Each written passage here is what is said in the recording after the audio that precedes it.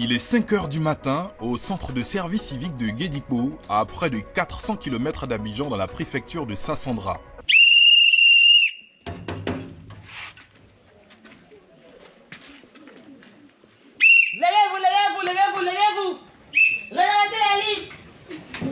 Le jour ne s'est pas encore levé que ces jeunes filles sont sommées de quitter leur lit.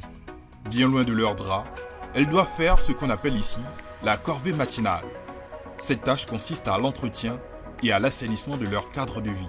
Après la corvée, pas le temps de souffler qu'il faut déjà s'apprêter pour le sport. Allez, vite, vite, vite! Alpha à ma gauche! Bravo, milieu, Charlie là-bas! Après un bref échauffement, c'est parti pour une séance de footing sur 3 km. Dans les rues du village de Guédipo, ces jeunes filles entendent en chœur des chansons typiques des parades militaires.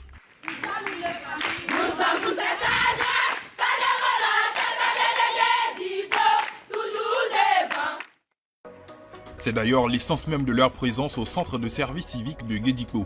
Ici, ces filles âgées entre 16 et 24 ans sont soumises à une formation quasi militaire dans le cadre du projet Girls Power, une initiative du gouvernement ivoirien qui fait partie intégrante du service civique d'action pour le développement et dont le but est d'aider les jeunes filles vulnérables à devenir plus autonomes. Le programme leur apprend ainsi la discipline et leur donne des compétences utiles pour le futur. Et comme dans la plupart des camps militaires, ici, toutes les journées débutent par le salut aux couleurs. Le centre à mon commandement, garde à vous, repos, garde à vous, au drapeau.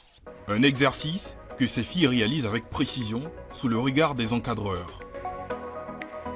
Au centre de service civique de Guédipo, le personnel enseignant est composé de civils, mais aussi de militaires à la retraite. L'autonomisation de la jeune fille passe aussi par des qualités telles que le sens de la responsabilité et la confiance en soi.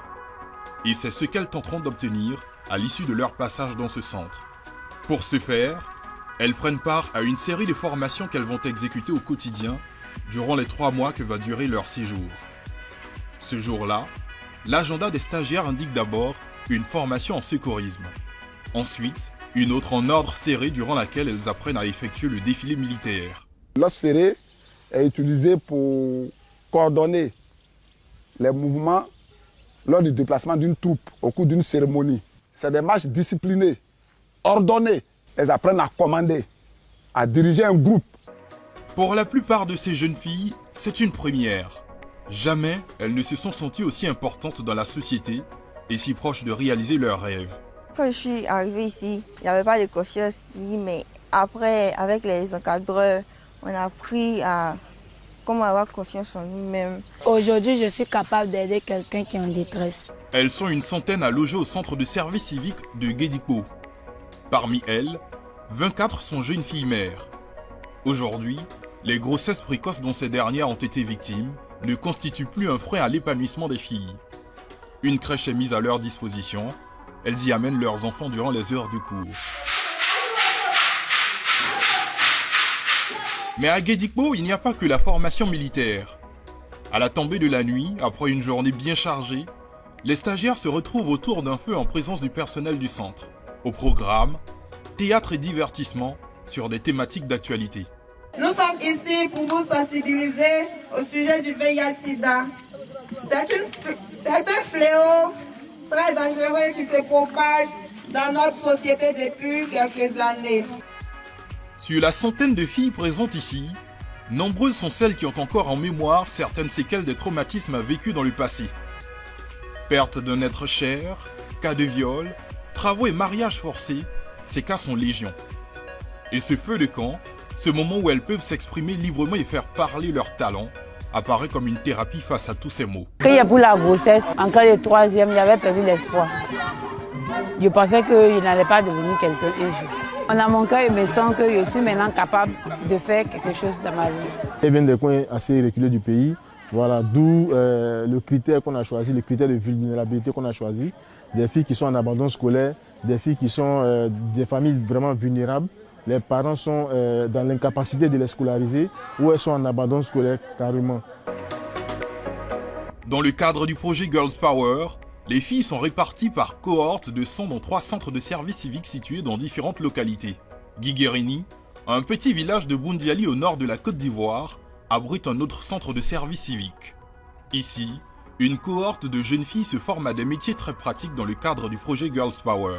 C'est là un volet primordial du projet. Elles ont le choix entre la couture, la pâtisserie et l'esthétique.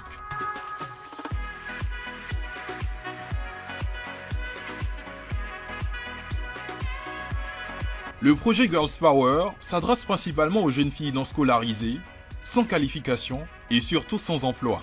Il y a à peine un mois que ces filles ont intégré le centre d'insertion au service civique de Genguerini. Depuis lors, elles ont aussi bénéficié des cours d'alphabétisation. Déjà, les premiers impacts se ressentent. Il s'agit de faire la coiffure. Parce que chez nous, il n'y a pas assez de salons. Donc, j'ai aimé le salon pour aller aider mes soeurs et mes parents. Une jeunesse féminine, autonome, plus forte, plus engagée et plus que jamais déterminée à réussir, telle est la vision du gouvernement ivoirien à travers le projet Girls Power. Le temps de resocialisation, généralement, c'est 2-3 mois. Et nous, toute notre formation dure 3 mois. Donc, il faut pouvoir faire en 3 mois et la formation civique et citoyenne et la formation à un métier.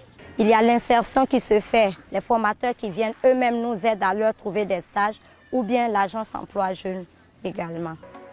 Le projet Girls Power est piloté par l'Office du service civique national en partenariat avec l'UNICEF.